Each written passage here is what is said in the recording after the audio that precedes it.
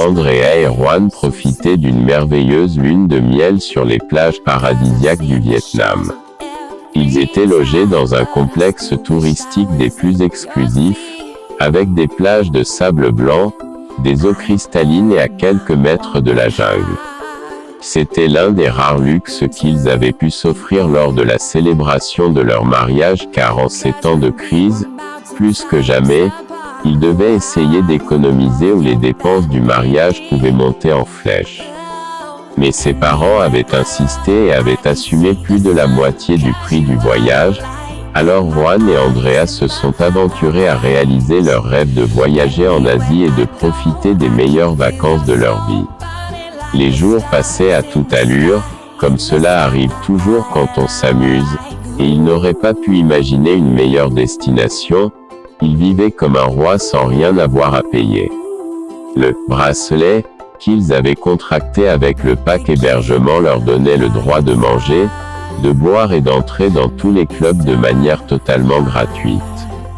C'était un rêve devenu réalité dont ils allaient bientôt devoir se réveiller pour retourner à leur routine de travail monotone en ville.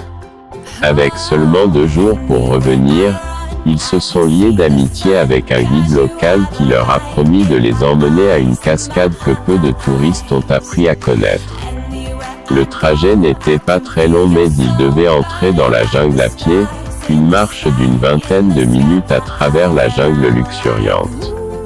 Le lendemain matin, ils sortirent avec le guide qui, une machette à la main, se frayait un chemin à travers des lianes, laissant la taille d'un parapluie, et la végétation la plus exotique et la plus spectaculaire que les jeunes mariés aient jamais vue. Mais tout n'était pas idyllique, les moustiques étaient vraiment insistants et même avec le corps, baigné, de répulsifs il y en avait toujours un assez vorace pour oser les mordre. Le guide leur a offert une pommade locale qui était clairement beaucoup plus efficace que le répulsif qu'ils avaient acheté à la pharmacie. Ça sentait les raies mais pas un seul insecte ne les a dérangés depuis qu'ils l'ont utilisé. En atteignant la cascade, Andrea et Juan ont été laissés bouche bée pour la beauté du lieu. Un petit lagon avec l'eau la plus propre qu'ils aient vue était orné d'une cascade d'environ 4 mètres de haut. Le chant des oiseaux, la jungle qui les entourait dans toutes les directions et un ciel avec le bleu le plus intense qu'ils pouvaient imaginer. C'était la chose la plus proche du paradis qu'ils aient jamais connu. Le guide leur a dit qu'il reviendrait dans quelques heures. Il leur a conseillé de ne pas quitter les lieux, car la jungle pouvait être très dangereuse et il était très facile de se perdre. Il ne voulait pas les déranger lors de leur dernier jour, encore moins lorsqu'ils étaient nouvellement mariés. La vérité est qu'ils préféraient aussi être seuls. Ils placèrent leurs serviettes et leurs sacs à côté de l'étang et commencèrent à s'ébattre dans l'eau, nageant, riant et s'embrassant, sachant que ce serait probablement la dernière fois qu'ils seraient dans un endroit comme ça. Une demi-heure plus tard, fatigués de tant de jeux, ils décidèrent de manger et de se reposer sur la serviette et, presque sans s'en rendre compte, Andrea s'endormit, mais une forte piqûre au cou la réveilla de son sommeil.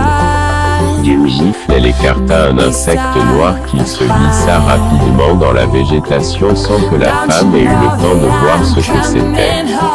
Juan a examiné son cou et a vu une petite marque qui avait rougi la zone. Il étendit de nouveau la pommade que leur guide leur avait donnée sur le corps de sa femme et pensa que c'était un oubli de ne pas se protéger des insectes après le bain. Ils n'ont pas accordé plus d'importance au sujet car la morsure ne les a pas trop gênés et en quelques minutes le guide est arrivé pour les récupérer. Il leur a montré quelques autres endroits dans les environs et les a accompagnés à l'hôtel où, malheureusement, ils ont dû commencer à faire leur bagage. Le lendemain et avec une grande tristesse, ils durent embarquer à nouveau chez eux. Un voyage en avion si long et si lourd qu'à mi-parcours ils avaient fini de lire les magazines qu'ils avaient achetés. Heureusement, ils ont dormi quelques heures et le temps est passé un peu plus vite. Les familles des deux attendaient à l'aéroport et ils sont tous allés manger chez les jeunes mariés. Entre rire et blague, ils ont raconté les anecdotes qui leur étaient arrivées et ont montré des photos et des vidéos de leur lune de miel. Andrea a ressenti une légère démangeaison au site de la morsure, mais ce n'est qu'une semaine plus tard qu'elle a commencé à enfler et à devenir presque rouge cramoisie. La démangeaison s'était transformée en douleur et il pouvait à peine toucher la zone. Il ressentait de fortes douleurs lorsqu'il essayait de la serrer. Sans hésiter, Juan a emmené sa femme chez le médecin, qui leur a dit qu'il semblait qu'Andrea avait une forte infection dans la région. Il a appelé une infirmière pour lui apporter ses fournitures chirurgicales et lui a expliqué qu'une incision devrait être faite pour laisser s'écouler le pus et bien sûr qu'il devrait commencer par des cures dans la région, et qu'il devrait également prendre un antibiotique pendant au moins 7 jours. Andrea avait très peur et l'idée qu'il lui coupe le cou avec un scalpel la terrifiait, mais une phrase du médecin la paralysa aussitôt. Si tu n'es pas immobile, tu risques de te couper la jugulaire. Immobile de peur, il sentit le médecin commencer à ouvrir la zone. Mais quelque chose d'imprévu s'est produit. Le médecin a sauté en arrière quand il a fait la coupe et une terreur authentique pouvait être vue dans ses yeux. Andrea sentit le sang couler le long de son cou, mais il y avait autre chose, elle pouvait sentir quelque chose qui semblait monter vers sa bouche. Comment était-il possible que le sang monte et se répande sur tout son cou et vers l'arrière de son cou? Pourquoi le docteur gardait-il ses distances? Quelques secondes plus tard, l'infirmière entra à nouveau dans la pièce. Elle était partie à la demande du médecin pour apporter plus de gaz. Quand elle regarda le cou d'Andrea, elle se mit à crier désespérément et quitta la pièce en claquant la porte bruyamment. Dans un mouvement réflexe, elle posa sa main sur son cou et elle put sentir ce qu'elle pensait être du sang commencer à s'insinuer sur ses doigts. En regardant sa main, il se bloqua de peur avant de s'évanouir de peur.